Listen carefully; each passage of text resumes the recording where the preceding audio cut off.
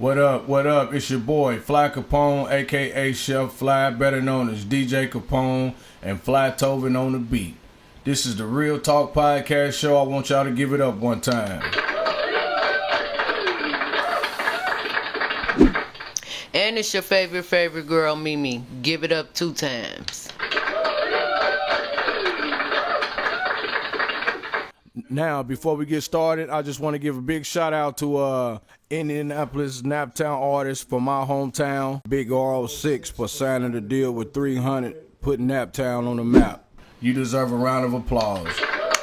So that's 300 from Chicago? No, 300, okay. The record label. Okay. And hey, Indianapolis, shout out to all the Indianapolis artists doing their thing, first of all. You know what I mean? All we got to do is stick together, keep doing this music, man, and here in a minute, the world will know what we got to offer when it come to that music. So keep doing y'all thing. I want to give another round of applause.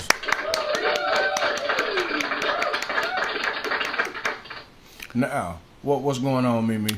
So we have a man named Walter McNair. He unalived his wife, Nola. Condolences to Nola's family. Condolences. They were going through domestic violence for years. Walter McNair deserves a... He took the police on a high-speed chase. Got in a shootout and was unalived out west, 32nd and Clifton area. So if you're familiar with 32nd Clifton area and you're from Indianapolis, then you know about, where that area is at. And that's where the shootout came to a halt. And Walter McNair was unalived. That's crazy. And I wish that she could have understood the magnitude of what was going on with that man before he took that woman's life. And as a black man, we're already going through a lot as it is. We got to learn how to be a little more in control of our emotions, man, because it's a lot of women being unalived for no reason. It's a lot of people being unalived for no reason, let alone a woman, man. That's horrible. We got to do better by women. And we definitely got to do better by controlling our emotions. You know what I mean? That's horrible. He kept telling her he was going to unalive her, so it's like it was time to go.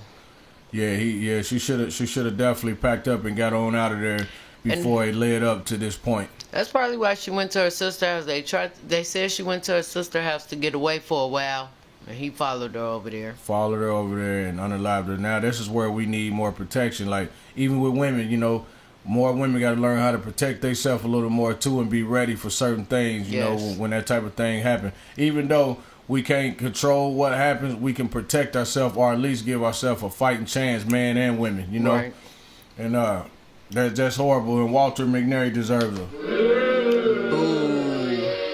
And not only did Walter McNair unalive his wife, then we have another man that unalived his girlfriend, all because she was hitting her, even though that's not right. They say that the woman was hitting on him, and he couldn't take it. He wasn't, stable enough to understand that this is a woman. I don't condone violence, but I would rather seen you slap her back or do something like that versus killing the woman that you love, all because y'all having a dispute and she's going through her little thing and she putting her hands on you and you kill her. So you deserve and he stood over her and pow-powed her so many times. Yeah, they said he stood over and put multiple bullets in that woman. And, I don't understand the magnitude of what went on with them neither, but I know that the woman didn't deserve that. You know what I mean? And now it's 2 people gone. You're locked up. You ain't ready to see another day of light on the street, and now she's gone. Condolences to that young lady's family. I don't know. I forgot her name, and I don't even know the name of the man who done it. But if you're from Indianapolis, then you know what we're talking about. It happened on Georgetown Road, I believe, at the Jack's liquor store. And that's just horrible, man. We got, like I say, as black men, we got to do better. We got to learn how to be in control of our emotions, and we definitely got to learn how to treat our women better. I'm not a saint. I'm not perfect. I've made mistakes myself, but you know, we learn every day. You know, especially if you want to do better, you'll do better, and you'll strive for betterness. You know what I mean? Right. Now, what else is going on, Mimi? Glorilla. So Glorilla was arrested after she made a call to the police because her house was being broken in. I don't think Glorilla made the call. I think her family made the call. Glorilla was gone. She wasn't even there. She was here. So, she was there? She was in Indianapolis. She was here in Indianapolis. So the house was broken into while she wasn't there, but whoever broke into the home didn't know that she had family in there that was living in there while she was gone. And they say that the family called the police. The police come for the call of a burglary, spots small amounts of marijuana in the house, and instead of focusing on the people breaking in the house, what did they do? They focused on her. They focused on the little marijuana, and this woman ends up being arrested for some marijuana in the home. That's crazy. Shit is crazy. Our society is so messed up. Like, ass backwards for real. How do y'all lock her up for marijuana when somebody... What if she was there and they got into her house? What if somebody got hurt? Would y'all would have still arrested this woman for some small amounts of marijuana? I could see if y'all came in there and seen 100 pounds or something. God damn. Crazy. That's horrible. And so, like, for me, I think that's just like they was targeting her, like for her being a celebrity. For me, I think just a lot of police be kind of jealous of the celebrity and you know the status that they have and maybe the money, you know, and so there's some type of hate involved with that. And that's just, for me, like, that's scary because now if y'all supposed to protect and serve, like, it's not a protect and serve no more. So I don't really get that. Because, you know, once she bonded out, she had posted. She basically said she was here in Indianapolis at the women's basketball something. The All-Star, was it the women's basketball All-Star? Yeah, because we just had the All-Star last weekend, I believe. So yeah, she probably was here for the All-Star. I was trying to figure out how, if you were here and your family was at your house, how did they arrest her? Like, did they wait? Did y'all come back? And how did y'all not know that it wasn't one of the family members' marijuana?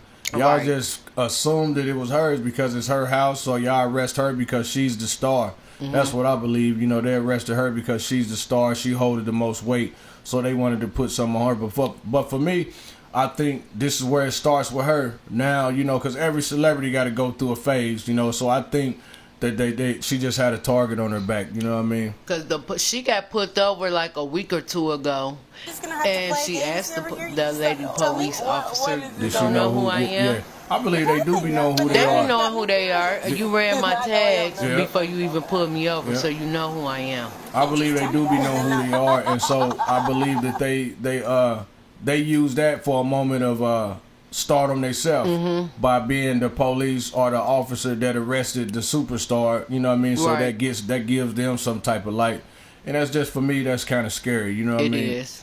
And whoever those officers was, and whatever police station or whatever city y'all was in, y'all deserve a real talk. For real. And one more thing. T Grizzly, what's going on with that? T Grizzly done unalived. Allegedly unalived his manager. We're gonna say manager because she really wasn't his auntie. Where they're saying the people they have in jail is saying T Grizzly did a what you call that, a hit. A hit. He put a hit on. They saying that T Grizzly put a hit on his auntie, which actually was his uncle's girlfriend, that they saying that he had a relationship with secretly or whatever. And I believe that they saying that the hit come from him getting this woman pregnant or something like that, allegedly. And so he had this woman unalive. And the story was they saying that they pulled up somewhere.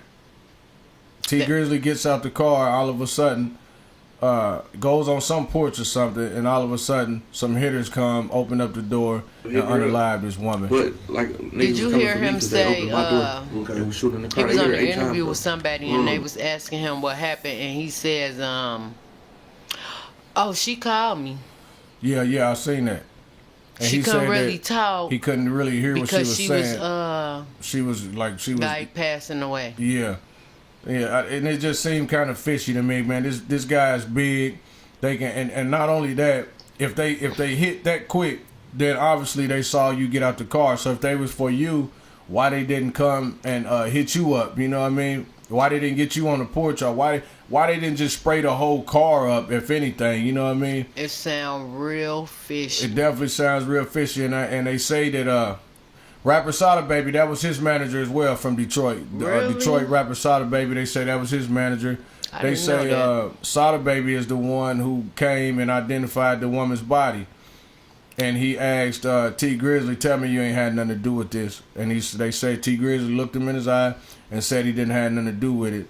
But I believe that Sada Baby kind of looked at him like something ain't right. You know what I mean? Right, because the boy that you had do it allegedly is the one that's telling. And it happened in Chicago, right? Yeah.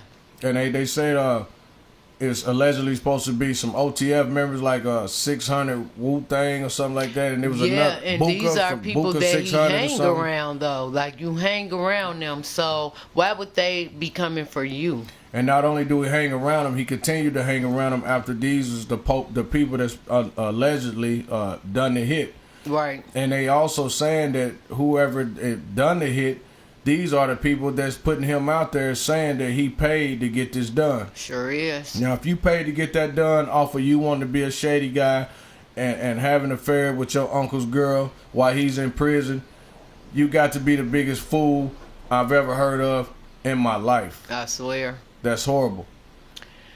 I hope, T Grizzly, that you didn't have nothing to do with that. I hope we you didn't got enough either. of our black artists getting locked up for stuff like that. Look at Dirt. Look at Dirt.